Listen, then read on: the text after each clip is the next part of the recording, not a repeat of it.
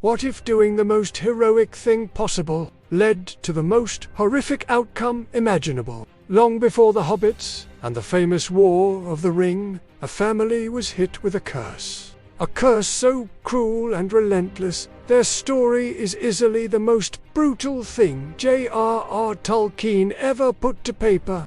This is not a story where hope wins in the end.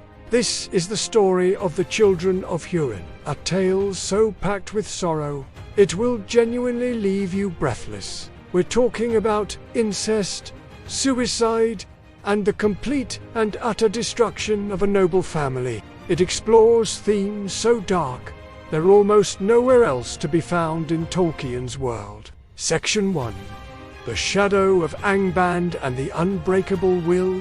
To understand the depth of this tragedy, we must return to the First Age of Middle-earth itself. This was an age of open war against the original Dark Lord Morgoth, a being of literal, cosmic evil.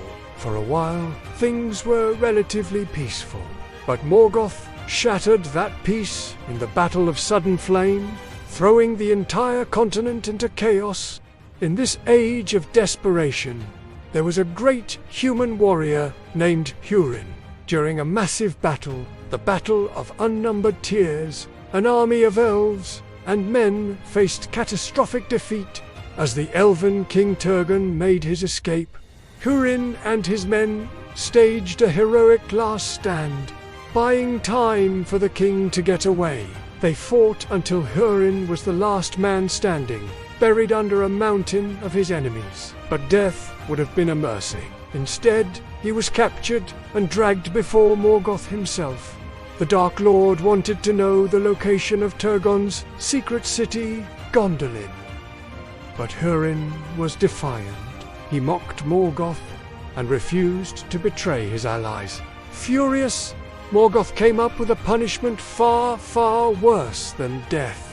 He chained Hurin to a stone chair high on a mountain and laid a curse on him and his entire family. "Upon all whom you love, my thought shall weigh as a cloud of doom," Morgoth said, "and it shall bring them down into darkness and despair. Wherever they go, evil shall arise." To make the torture even worse, Morgoth forced Hurin to watch the whole thing unfold. Through the Dark Lord's own eyes, he saw as his children were slowly, inevitably ruined. You have to understand, this wasn't just some evil wish. This was Morgoth, a literal deity, bending reality itself just to destroy this one family. Section 2. The Boy in Black and the Blood-Stained Sword. The curse started its grim work right away. With Hurin captured, his wife Morwen sent their young son, Turin, to the hidden elven kingdom of Doriath for safety. There, King Thingol took him in as a foster son. Turin grew into a powerful warrior, but his heart was hardened by grief. He befriended the great elven archer Beleg Guthalion and started wearing the terrifying dragon helm of his ancestors, becoming a nightmare for orcs on the borders. But Turin's pride was as massive as his courage. This was the fatal flaw the curse would use against him, again and again. After a royal counselor named Saros insulted him, a furious Turin chased him down, which led to Saros accidentally falling to his death. Fearing he wouldn't get a fair trial, Turin refused to listen to anyone and fled into the wilderness to live as an outlaw. He pulled together a band of other outcasts, but his leadership, born from anger and sadness, led them all down a dark path.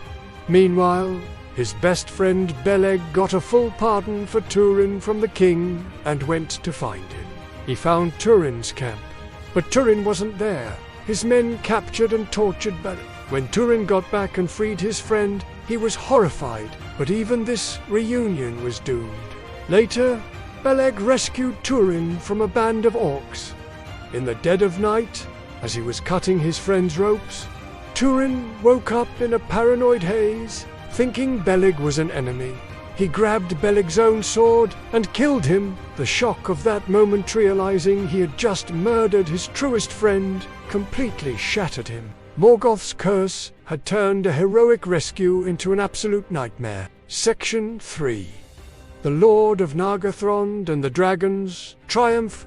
Overwhelmed by grief, Turin wandered for days, until he found a hidden elven stronghold deep in the wilds. Hiding his real name, he started calling himself Mormagil, the Black Sword. His skill in battle quickly made him a big deal, and he rose to become the city's main commander. But his pride made him reckless. He convinced the elves of Nargothrond to give up their strategy of secrecy. They would build a massive stone bridge so their armies could march out and wage open war. This turned out to be a colossal mistake. The bridge that was supposed to project their power became a highway for their own destruction.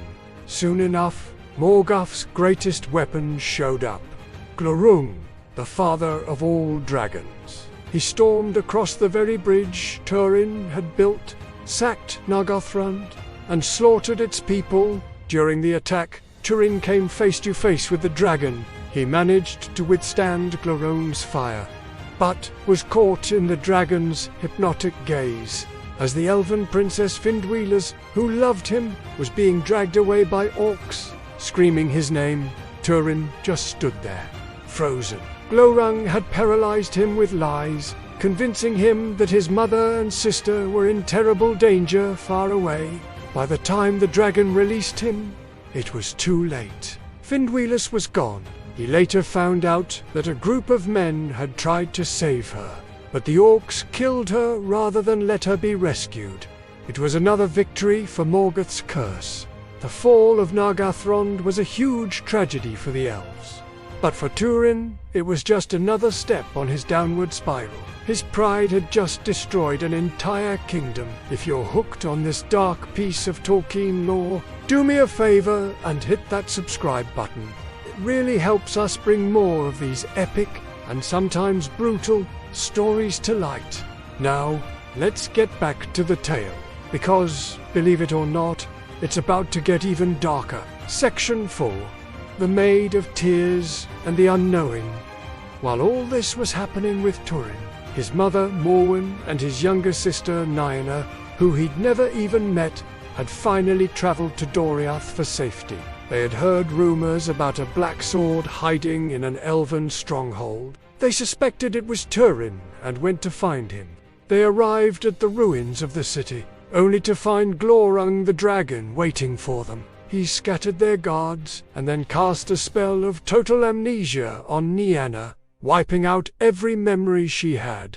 Terrified and with no idea who she was, she vanished into the deep, haunted woods, and who should find her there but a grim, haunted man calling himself Turambar, which means Master of Doom. Of course, it was also hiding out in the same woods. He found this weeping, speechless woman. Since he didn't know anything about her, he named her Niniel, the Maid of Tears. Not knowing they were brother and sister, they found comfort in each other's shared sorrow. They fell in love and eventually married. For a short time, it actually seemed like Turin might have finally escaped his fate. Nyna became pregnant, and a tiny bit of happiness started to grow, but the shadow of Morgoth's curse is long, and its final, most twisted blow was still to come. Section 5.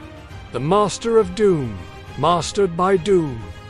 Glorung, determined to finish the job, eventually slithered his way to the forest of Brethil to destroy Turin for good. Turambar, the Master of Doom, went out for one last desperate fight. He found the dragon sleeping and managed to stab him from underneath with his black legendary sword. As Glorung was dying, his fiery blood shot out onto Turin's hand, burning him so badly that he passed out. Had followed him, and she found him lying there, looking dead next to the dragon's corpse. But with his last ounce of malice, Glorung opened his eyes. Before he died, he lifted the spell of amnesia from Nyna's mind. He revealed the full truth. The man she had married, the father of her unborn child, was her brother. The horror of that moment was absolute. Realizing what had happened, Nyana ran to a nearby gorge and threw herself into the river below, ending her own life.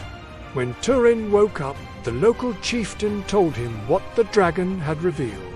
He refused to believe it and killed the man in a blind rage. He ran like a madman through the forest until he finally learned the full, undeniable truth of his life. Realizing that his entire existence had just been a plaything for Morgoth's hate, he went to the edge of the gorge, where his sister had died. He spoke to his sword, asking it to kill him, and then fell on its point.